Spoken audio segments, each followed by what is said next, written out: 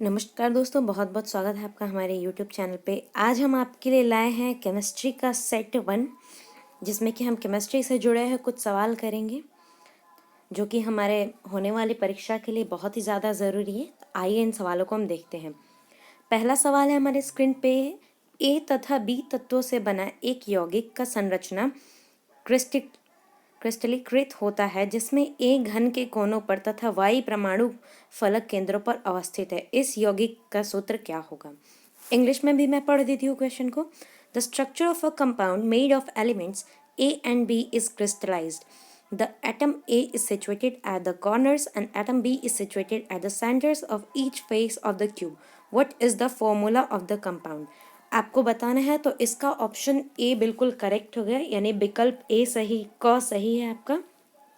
हम take out करते चलेंगे साथ ही साथ इसको। अगला सवाल देखते हैं, और अगला सवाल हमारा है, किसका क्वथनांक एक वायुमंडलीय दाब से अधिक होता है? Which has maximum boiling point at 1 atmospheric pressure? तो आपको ये बताना है, और इसका आंसर जो है ऑप्शन बी यानी कि विकल्प ख बिल्कुल सही है। तो आइए हम इसको टिक आउट कर लेते हैं। ऑप्शन बी हमारा सही होगा 2 के लिए। क्वेश्चन नंबर 3 देखते हैं। फैराडे के विद्युत विच्छेदन का द्वितीय नियम संबंधित है। Faraday second law of electrolysis is related to. तो फैराडे का जो सेकंड लॉ है इलेक्ट्रोलाइसिस का, वो किससे रिलेटेड है? तो ऑप्शन डी बिल्कुल सही है, यानी कि विद्युत अपघटन के समतुल्य भार से। With equivalent weight of electrolyte, यानी कि विकल्प डी, हम विकल्प घ कह सकते हैं या फिर डी कहिए। अगला सवाल देखते हैं। अगला सवाल है, हीलियम का मुख्य स्रोत होता है। The main source of helium is. Helium का मेन सोर्स जो है क्या होता है आपको बताना है। तो हीलियम का मेन सोर्स मोनाजाइट होता है, यानी कि विकल्प ख हमारा सही होगा। विकल्प ख होगा उत्तर हमारे चौथे प्रश्न का। अगला सवाल देखते हैं।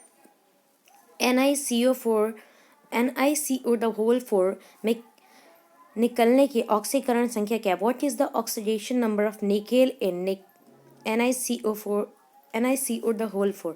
आपको बताना है यहाँ पे निकेल की ऑक्सीडेशन नंबर कितने हैं। तो निकेल का जो ऑक्सीडेशन नंबर होगा यहाँ पे वो 0 होगा, यानी कि विकल्प ग हमारा आंसर हो जाएगा।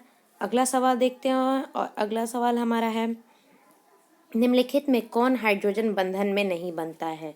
विच of the following does not form hydrogen bonding? बताना है आपको कि इनमें से जो दिए गए विकल्पों में से कौन सा हाइड्रोजन बॉन्डिंग को नहीं बनाता है। तो HCl जो है हाइड्रोजन बॉन्डिंग को नहीं बनाता है, तो हमारा विकल्प घ उत्तर हो जाएगा। ऑप्शन डी करेक्ट है।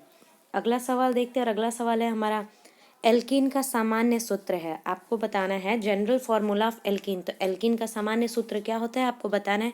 तो एल्कीन का जो सामान्य सूत्र होता है वो CnH2n होता है, यानी कि विकल्प क हमारा बिल्कुल ही सही हो जाएगा। आप यहाँ पे हम ऑप्शन ए को सेलेक्ट कर लेंगे। अगला सवाल देखते हैं। आइसोप्रोपीन मोनोमर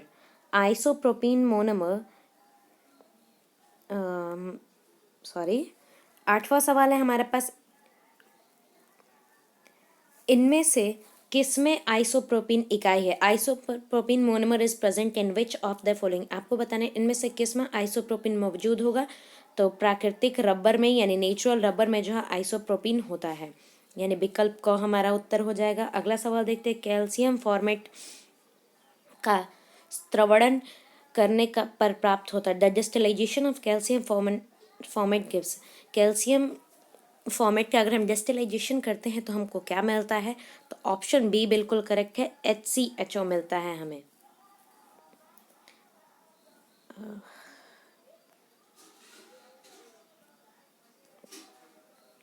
माफ़ी चाहूँगी।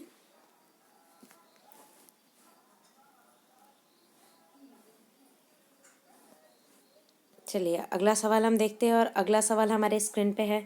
किसी प्रतिक्रिया के लिए दर स्थिरांक का इकाई मोल प्रति लीटर प्रति सेकंड है। प्रतिक्रिया की कोटि होगी। The unit for rate constant of a reaction is mole पर लीटर पर second. The order of the reaction is, आपको ऑर्डर ऑफ रिएक्शन बताना है। तो ऑप्शन ए यानी कि क बिल्कुल सही होगा। ऑर्डर जो होगा वो 0 होगा हमारा। अगला सवाल देखेंगे और अगला सवाल हमारा सेल प्रतिक्रिया स्वतः होती है जब। Spontaneous cell reaction will occur when. आपको बताना है कि सेल रिएक्शन जो है वो स्वतः कैसे होती है, यानी खुद ब खुद कब होती है। तो इसके लिए जो है हमारा ऑप्शन बी बिल्कुल से सही हो जाएगा, यानी विकल्प बी ख हमारा सही है। अगला सवाल देखते हैं, कोहरा कौन कोलाइडल स्टीम है। आपको पता है fog is the colloidal system of. Fog जो है किसका कोलाइडल सिस्टम है आपको बताना, तो 12 का भी ऑप्शन बी होगा, लिक्विड इन गैस, यानी द्रव का गैस में। ख विकल्प आपका सही है।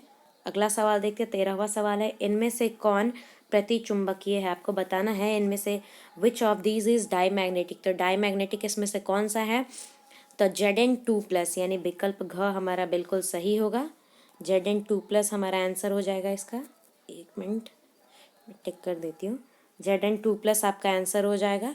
अगला सवाल देखते हैं हम। अगला सवाल हमारा है, भूरे वलय संकुलन FeH2O द होल 5NOSO4 में Fe का ऑक्सीकरण अवस्था है।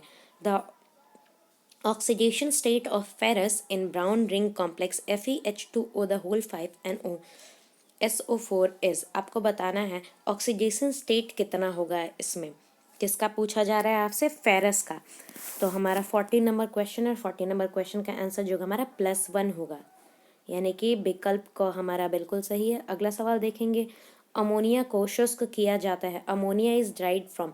अमोनिया का शुष्क किसके से किया जाता है, तो कॉन्सेंट्रेटेड H2SO4 से, यानी कि विकल्प ग हमारा उत्तर हो जाएगा इसका।